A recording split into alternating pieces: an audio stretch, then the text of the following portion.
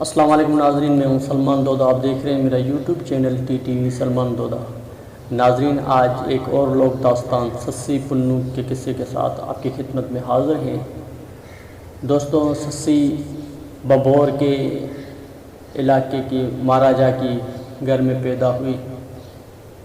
سسی کی پیدائش سے پہلے جب مہاراجا نے نجومیوں سے اس کا زاہچہ نکالا تو نجومی نے بتایا کہ یہ بچی آپ کی حکومت اور آپ کے خاندان کے لیے کوئی اچھی ثابت نہیں ہوگی، لہٰذا اسے کسی صندوق میں بند کر کے دریائے سندھ میں بہا دو۔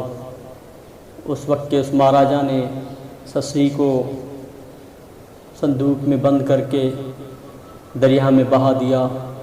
یوں وہ صندوق بہتا ہوا دریا کے کنارے پر دھوبیوں کی بستی میں کسی بے اولاد جوڑے کو ملا، جنہوں نے اس بچی کو اللہ کی نعمت سمجھ کر قبول کر لیا۔ یوں سسی ان دھوبیوں کے گھر میں پلی پڑی اور بڑی ہوئی۔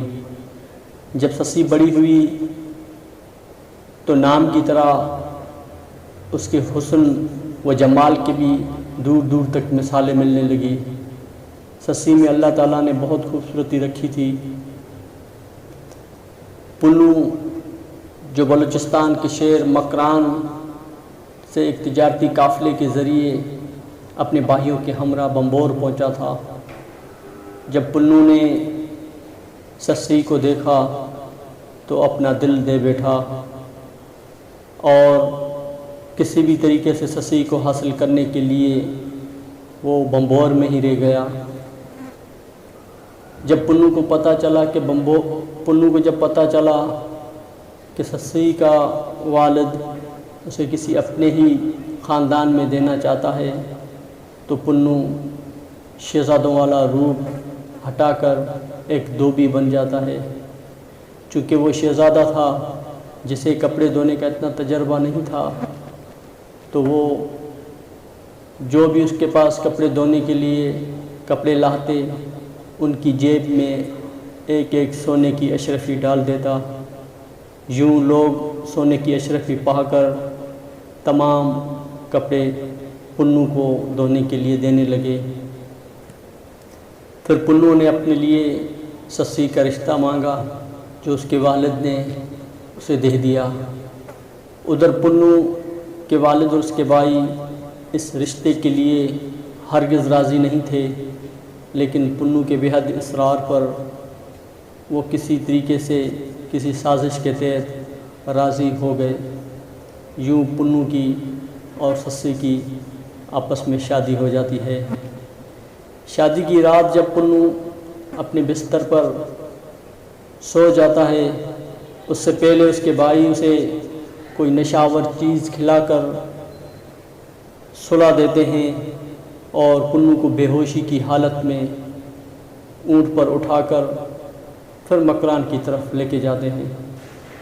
رات کے کسی پہر میں جب سسی کی آنکھ کھلی تو دیکھا کہ پنو بستر پر نہیں ہے۔ یوں سسی کا بمبور اجڑ جاتا ہے اور وہ رات کے اس پہر میں سسی ننگے پاؤں ننگے سر کیچ مکران کی طرف روتی چلاتی پیادہ دوڑ پڑی۔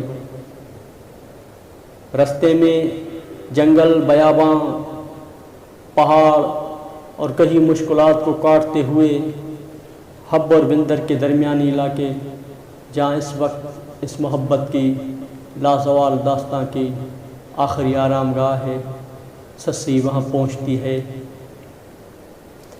شدت پیاس کی وجہ سے سسی کو وہاں کوئی چراوا ملتا ہے جو اسے دودھ پیش کرتا ہے۔ سسی اس چراوے کی نیت کو بھانپ لیتی ہے اور اللہ سے دعا کرتی ہے تو اللہ تعالیٰ اس کی دعا قبول کرتا ہے اور زمین شق ہو جاتی ہے۔ یوں سسی زمین کے اندر دفن ہو جاتی ہے۔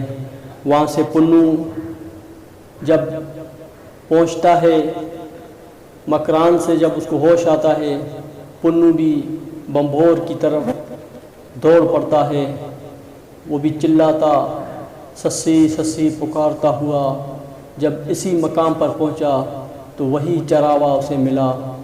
جب اسے پوچھا کہ کسی عورت کو یہاں سے گزرتے نہیں دیکھا تو اس چراوا نے سارا ماجرا سنایا اور کہا کہ وہ اس جگہ زمین میں دفن ہو گئی ہے۔